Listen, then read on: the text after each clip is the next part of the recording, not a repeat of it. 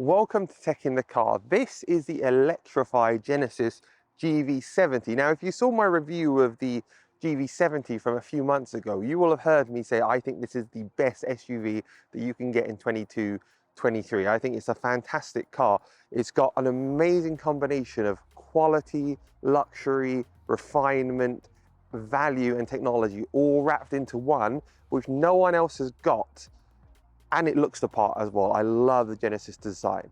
So I love this as a non-EV. So what will I think of it as an EV? That is the question. Well, I can tell you that it's got a great starting point. So if you find this video useful, please hit the subscribe button and give me a like, and check out my review of the Genesis GV60, which I absolutely loved as well, also in 8K on this channel. The GV70 that's been electrified has a lot in common with the GV60. So the GV60 is the bespoke electric car created by Genesis based on the same platform as the Ioniq 5 and the Kia EV6, the eGMP platform. And that car looks like a Genesis, but also very different. But everything that it has is carried onto this car. This car's got the same 77.4 kilowatt hour battery, a very, very similar range of around 283 miles compared to 289.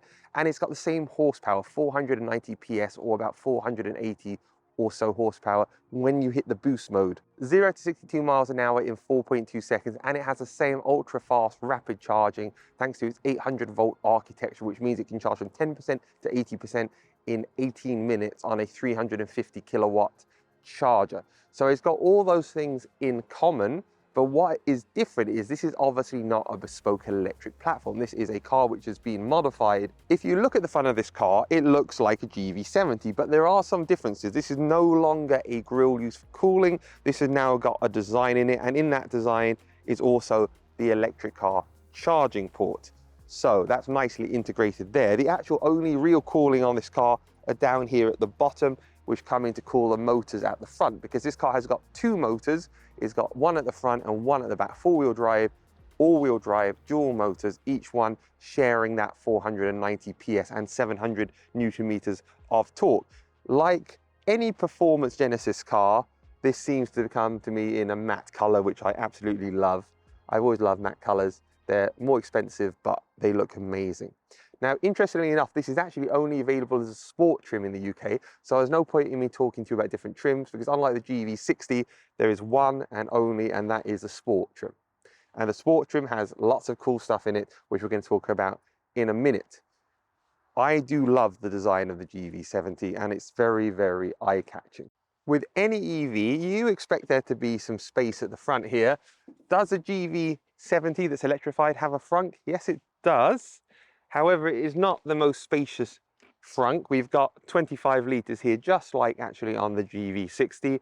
There's not much space there, but you can fit some stuff in there if you really needed to. But the main space in this car is, of course, at the back, being that this is a mid-size SUV, which has got all the space you could want. Now, one other thing which is the same as the other GV70 and the GV80 and Genesis have done is we've got these metal struts here, which strengthen and support the body of the car, which improves its handling. And it's great to see it is on the GV70, even in the electric version, because honestly, on an electric car with all the extra weight and batteries, I'm sure this car would have been stiffer and handled better anyway. The side of the GV70 looks just like the non-electrified GV70. We've got the same exact design. We've got this little Z shape here. We've got these same creases.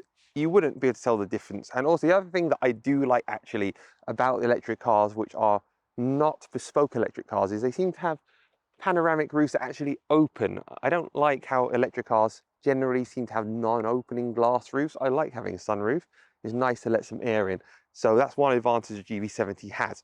The other thing that this car has is fantastic alloy wheels. I keep saying Genesis make amazing alloy wheel designs, and I mean, just look at this. These are 20-inch, they look fantastic, just like all the other alloy wheels on all the other Genesis cars that I've reviewed and seen. There should be an award for Genesis for the best alloy wheel design for any manufacturer. If you agree with me, put a comment down below, because I certainly think that they deserve it. Maybe I'll send them one myself.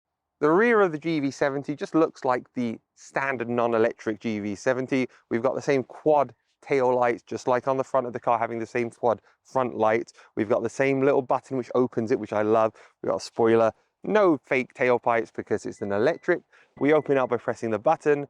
We get a ton of space in here. We've got 503 litres of space back here. Now, because this isn't a bespoke electric car, it means there isn't actually a space to put the charger down there underneath. There is a space there for the tonneau, and there is a space for other things, but there is not a space for this. Now, they have put Velcro on the back here, which means it will stick onto here, which is nice, but it means it takes up a tiny bit of space. But there is a ton of space back here. You put down the rear seats, you have even more space. Same high quality metallic finish here. So when you put stuff into the back, you don't scratch the paintwork here. We've also got a AC plug back here, which is very cool to see. So you can plug in something more substantial. It's got a lock on it so children can't stick their fingers in it. And we've got tether points and hooks to attach everything to. And there's a little pulley so you can put the back down. If you want to see more about the back of this car, check out my GV70 non-electrified video, because it's exactly the same back here. I can't fault Genesis for materials and qualities inside this car. Every one of their cars is top notch. The Korean companies, which are all part of the same group, are beating the Germans at their own game with interior and exterior design and quality. I mean, I can't fault them. We've got this beautiful leather interior, which is all over with fantastic stitching. We've got the metal round here. We've got our climate control system, which has beautiful knobs which you can turn, which have the number, the temperature in the middle here. Touchscreen as well, but like, amazing quality. Just everything. The steering wheel is beautiful. We have a boost button, just like on the GV60 we have a boost button. It's not in the same place, but we have a boost button. And then we've got the one thing which I know some people in North America are very sad about. I'm very sorry. We've got our 3D digital drivers display, which looks amazing and displays information in a layered way in front of each other, which is really, really helpful. I love that. It's actually the one thing which I wish a GV60 had, which it doesn't. And then we've got our 14.2-inch full-size widescreen display up here, which is touchscreen, but also has the ability to scroll and also has handwriting recognition built into the top as well. We've got a traditional, compared to the GV60, gear selector here, which doesn't rotate and flip round, but still is fantastic. We've got our 2 cup holders. We've got a space here for your phone with wireless charging and 2 USB, standard USB, so I might add not USB Type-C. And then we've got a ton of space down here, which I put all my wires down. These seats are amazingly comfortable. These are the special comfort seats with a comfort seat pack, which means they have many multiple ways to adjust them, to adjust this lumbar, to adjust the positioning, to adjust the thigh support. All electric, all amazing, all feels great. Also cooled as well as heated seats, these are. This car has a lot of cool technology, those 3D dials that some people are missing out on in certain parts of the world, but also a fingerprint reader, which lets you save your profile so the car will automatically configure the seating position, the radio, the temperature to whatever you want.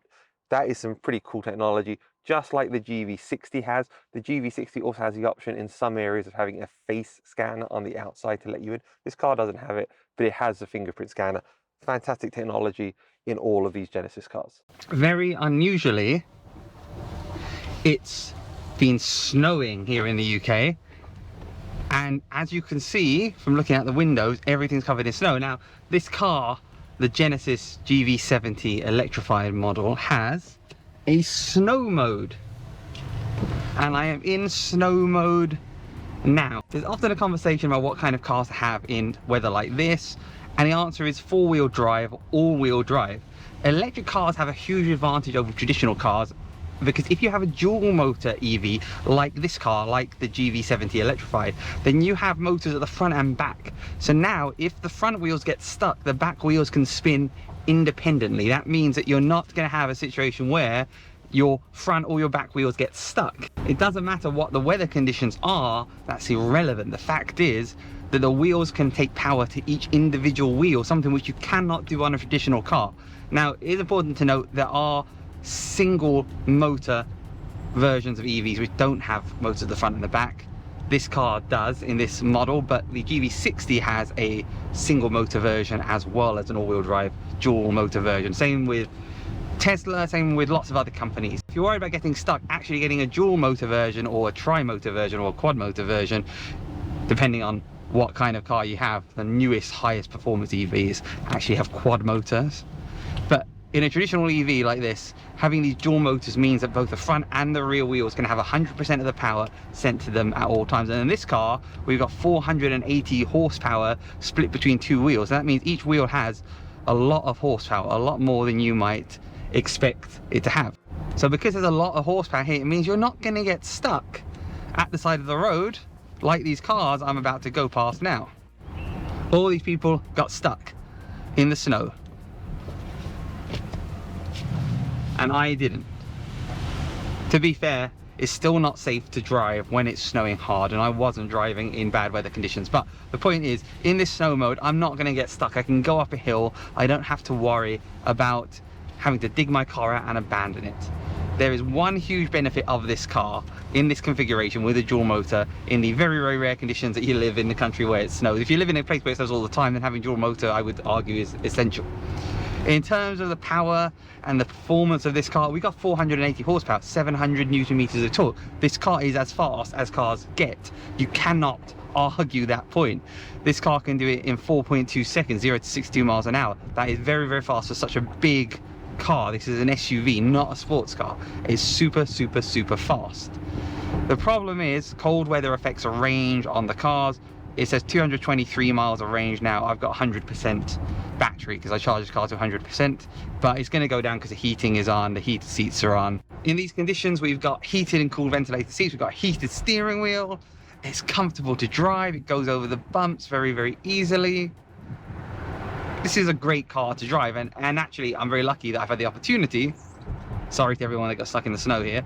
I'm very lucky I got the opportunity to drive this car in these conditions in snow mode, which I'm in right now, taking advantage of the four-wheel drive capabilities of this car.